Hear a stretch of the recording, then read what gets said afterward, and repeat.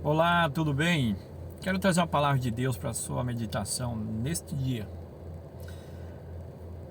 Você já ouviu de alguém dizendo para você: Ei, você é especial, você é valioso ou valiosa?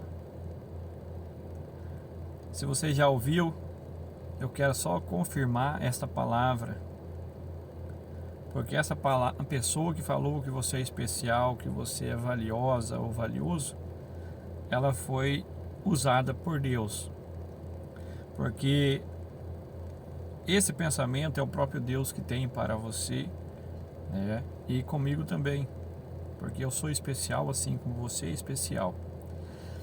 Existem duas nações que nós entendemos que a nação de Israel, que é o povo escolhido por Deus, e existe também quem não é judeu, quem não pertence à nação de Israel é conhecido como gentios. Nesse caso, eu acredito que você.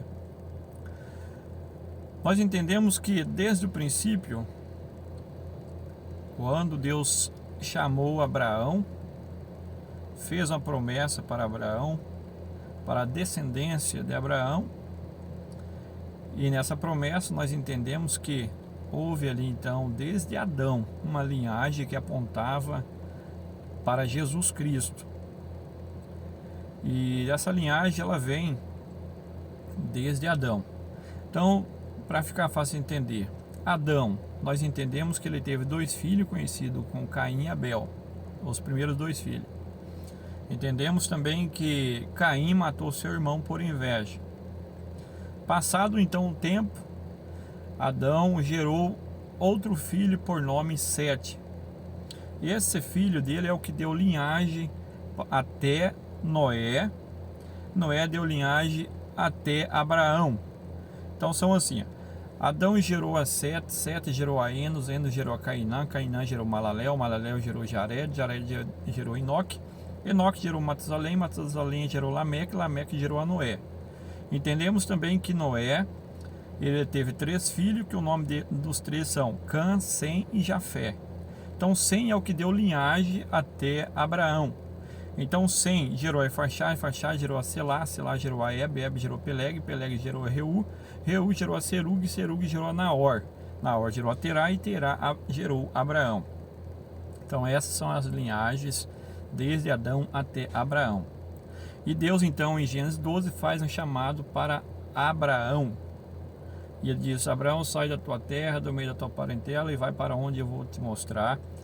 E farei, ou seja, de ti, da sua descendência, uma grande nação. E passado o período, Deus ia sempre relembrando ele da promessa a qual Deus tinha feito para ele. Lembrando que Adão já tinha 75 anos, sua esposa 60.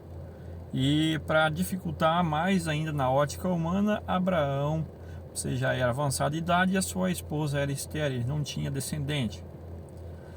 Passou então, todos conhecem a história de Abraão, passou-se então 25 anos, com 99 anos, chegam os três anjos visitar Abraão e Deus relembra da promessa para Abraão e diz: olha, daqui a um ano a tua esposa abraçará, seja com o filho.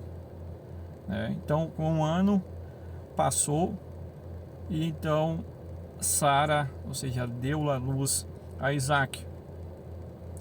A Isaac, nós entendemos que ele deu prosseguimento até Jesus, a descendência de Isaac. Então Isaac gerou a Jacó, Jacó ele gerou a Judá e seus irmãos. Então Jacó gerou as 12 tribos que são as tribos de Israel. Tá? Então saiu de Jacó as 12 tribos. Aí Jacó então gerou Judá e seus irmãos. Judá, que é o filho mais velho de Jacó, com a sua própria nora, ele gerou Pérez e Zera. Aí Pérez e Zera, ou seja, daí Pérez gerou Esrom, Esrom gerou Arão, Arão gerou Minadab, Minadab gerou Nasson, Nasson gerou Salmão, Salmão gerou Boaz. Boaz é aquele que casou, com Ruth, e nós entendemos que os dois geraram então Jessé. Só que o pai de Boaz era Salmão.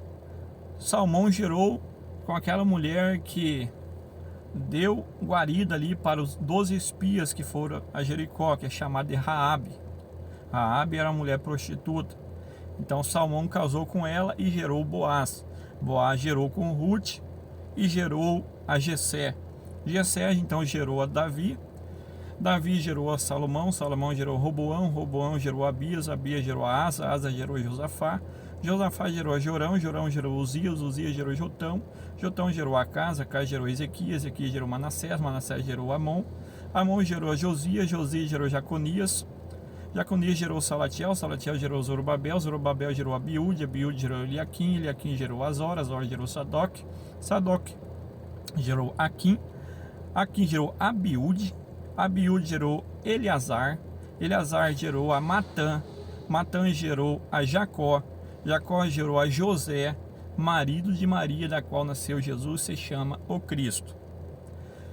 O que eu quero trazer para você é o seguinte: desde o princípio, Deus, quando chamou Abraão, fez uma promessa. A nação de Israel é a nação eleita de Deus. Então é a nação que a Bíblia nos fala que aquele que toca em Israel é a mesma coisa que tocar nas meninas dos olhos de Deus. Deus tinha um plano de salvação para Israel, e tem ainda. Mas nós vamos entender que o plano para a nação de Israel, era o próprio governo de Deus. E Deus então fez a promessa que viria um governo eterno. Viria o Messias, aonde, ou seja, ia trazer para eles então o refrigério.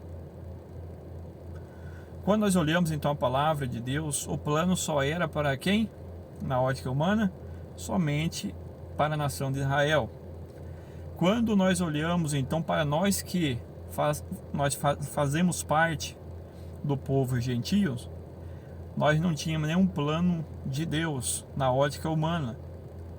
Então, para nós, o nosso adversário já tínhamos nós como, ou seja, a perdição, já a sentença assinada.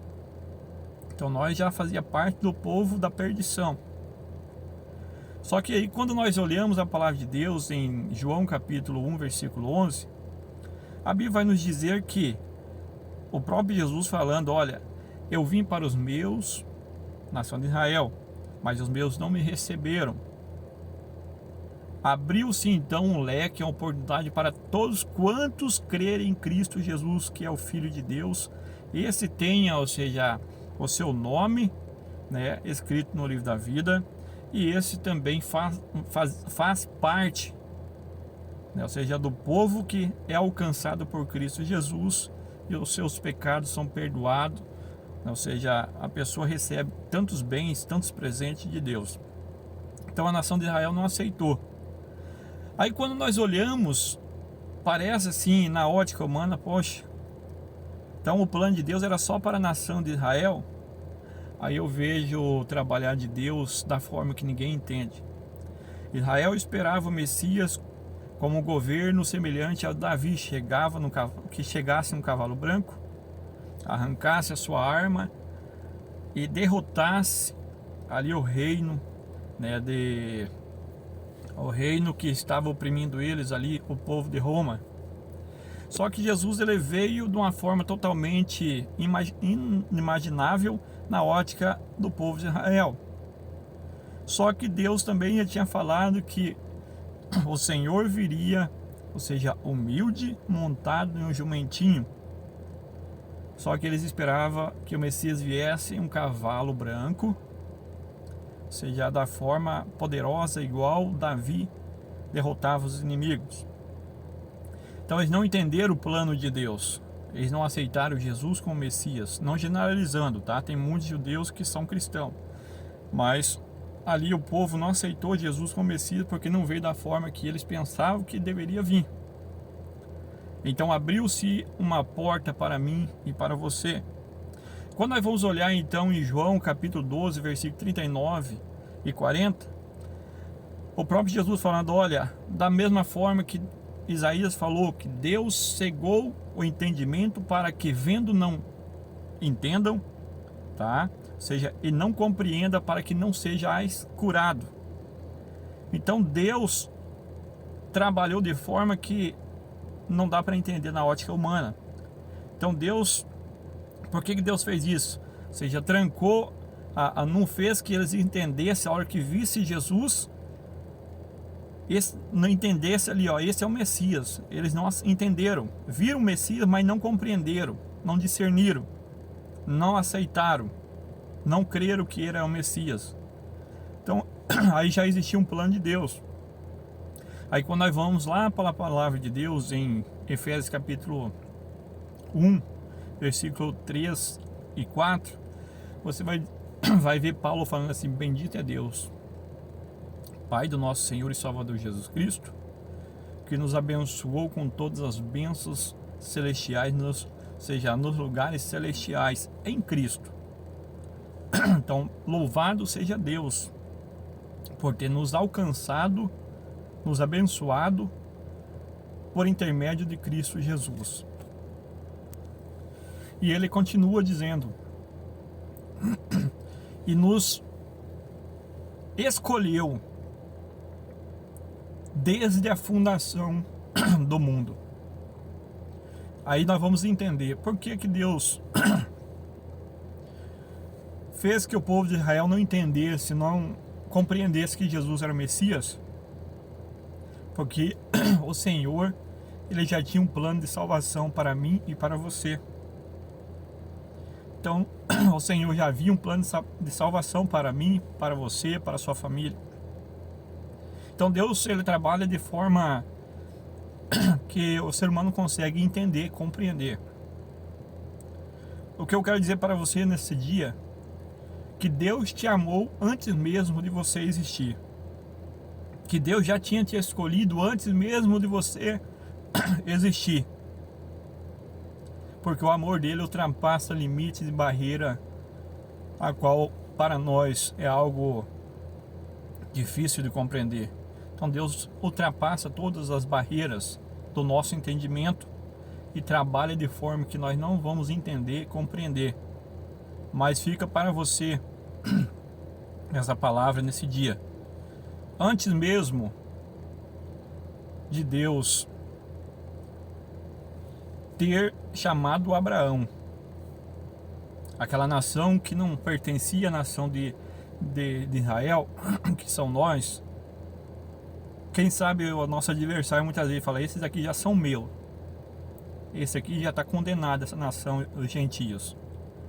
Só que Jesus já tinha, Deus em Cristo já tinha planejado pegar a carta da nossa sentença e através dele, pregado na cruz do Calvário, nossa sentença fosse pregada com ele e nos trouxesse então remissão para os nossos pecados.